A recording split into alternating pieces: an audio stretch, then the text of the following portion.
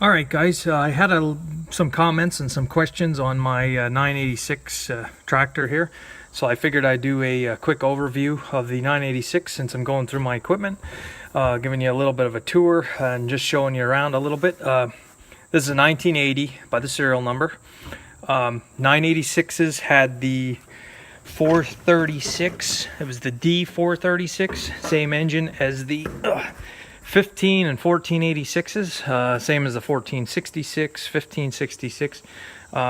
These weren't turbocharged from the factory. They were about 105 horsepower.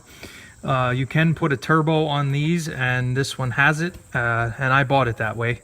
It's had some other tinker into the fuel system. We had it on the dyno. It was putting out about 174 and a half. So it makes power. With the turbocharger, it's amazing that it and the fuel, it's amazing how much a couple adjustments can really add to the capacity of the engine.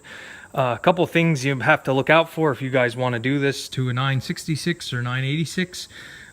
Your oil pan on a 14 and a 1586 is larger. It might be 4 or 5 quarts larger. This has the smaller oil pan, the factory 986 oil pan. So if the oil pan gasket ever does start leaking, I'm going to try to find a used 1586 oil pan to get the capacity right. Now this tractor's kind of retired to just baling hay, and it's not working this tractor by any means with a small square baler. So it's not as much of an issue for me, but I like to get it right. The other thing is the radiator. The radiator is a little bit smaller on the 986 than the 15. So your coolant capacity, you have to keep an eye out. But again, baling hay, it's not taxing this tractor. And the reason I went with this one versus a 1086 with a full cab was price was the first thing. Second thing, when I bought this from a farm, I got it off of a farm from a local farmer, about, I don't know, 30 miles away. He had just overhauled the engine, and he had receipts to prove it. So I'm basically 200 hours on this engine, basically getting a new engine. It was kind of a deal where they really needed the money, I think. I don't know for sure. They were trying to expand, and they had two 986s, and I asked him, well, you just overhauled this one, why not keep it? Well, he said they needed money. So that's where it is. I managed to get a freshly overhauled engine out of the deal, and I believe it is. I can see where the gasket sealant was in the new gasket's put on anyway. Doesn't use any oil. I'm very happy with this purchase. Yeah, I don't have the full cab, but at least I have the roof to keep the sun off of me. Like I said, it's very important that I have a roof over my head on account of my granddad had skin cancer that he died from, and my dad had skin cancer already. So it's something I need to keep in the back of my mind, to try to stay out of the sun as best you can. This is my favorite series of international tractor as far as the larger horsepower. I know a lot of guys would rather have a 66 series. I can't blame you either. They're good tractors. The reason I like these is they were the first ones designed to have a cab and a roof over your head. I don't like the cabs on the 66 series. Maybe the year-round one, but the international ones I'd never want. A lot of complaints with these tractors right here, shifting them.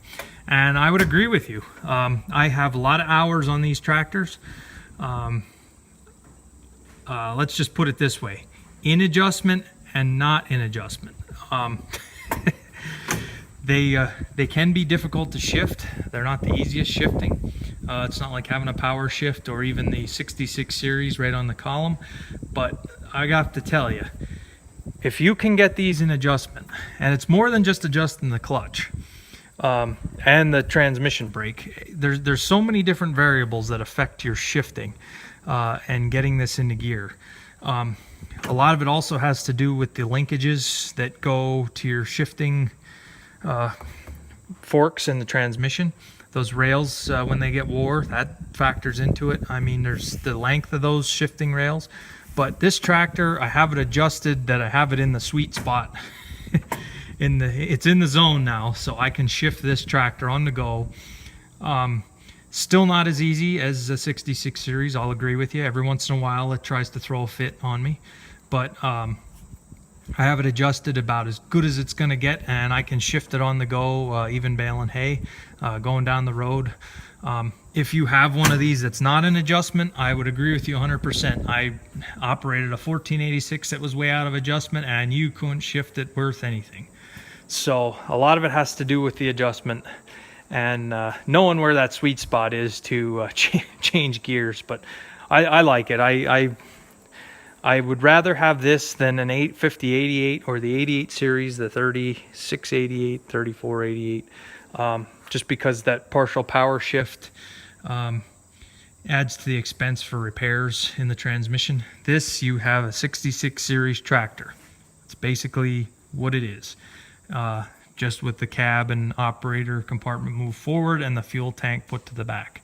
I saw some comments on some of the videos, and I'm thinking to myself, this some people comment on this stuff and they don't quite they're not quite understanding what they're commenting on, I don't think. Somebody made the comment they didn't like these tractors because they were so short.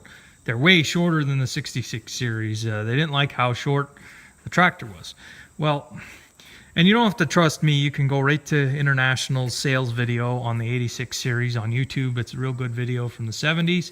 And they'll explain to you that the cab and operator compartment was moved forward instead of being back. The fuel tank was moved to the rear. And these tractors, if you take a tape measure, this 986 is the exact same length as a 966. It looks shorter because the hood's shorter, because the fuel tank is now at the rear. But it's the same tractor underneath. There's not much different. Oh, what else? Anyway, I got mismatched tires on the rear. I don't like that. That was one of the things that I saw when I went to buy it. I kind of wish they were matching. And it's a shame because I really like this tire on this side. It's a Continental and it's a radial size. Real nice tread on it, comes right to the end of the tire. There's no calcium in this side, there is on the other side. So it's a little unbalanced, but guess it is the way it is. Someday I'm going to put matching tires on, but I really like the tire on this side.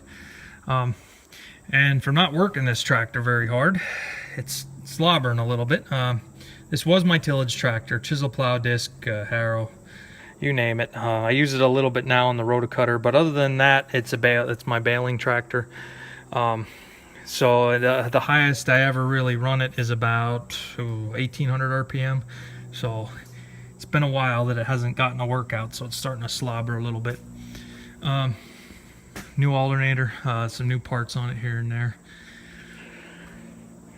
This weight box my neighbor made for me.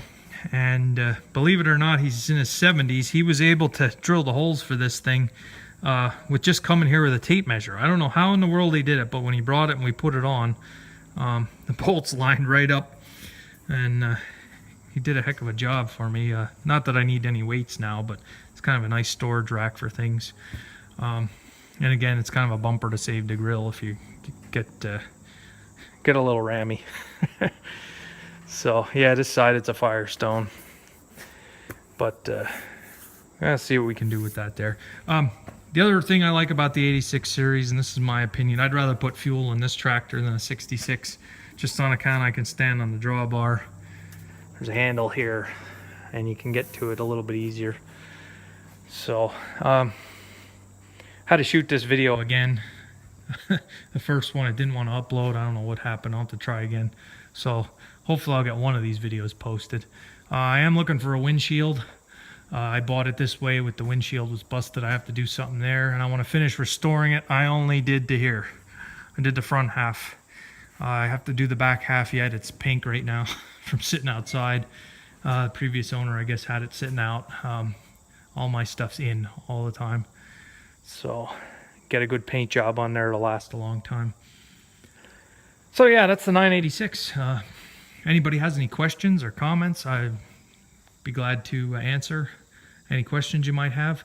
Yeah, it is way overkill for the baler. You could probably bale with the 685, but if you've seen any of my other videos and you've seen the hills that we have around here, I'd rather have a heavier, higher horsepower tractor on the baler, just for safety. You get a full wagon coming down some of the hills. I'd much rather be behind the wheel of this. And because it's not getting worked very hard, it should last a long time. I don't know. So I got another project coming up. Stay tuned. Maybe later in the week I'll get something posted, another project that I'm going to start. So thanks for watching.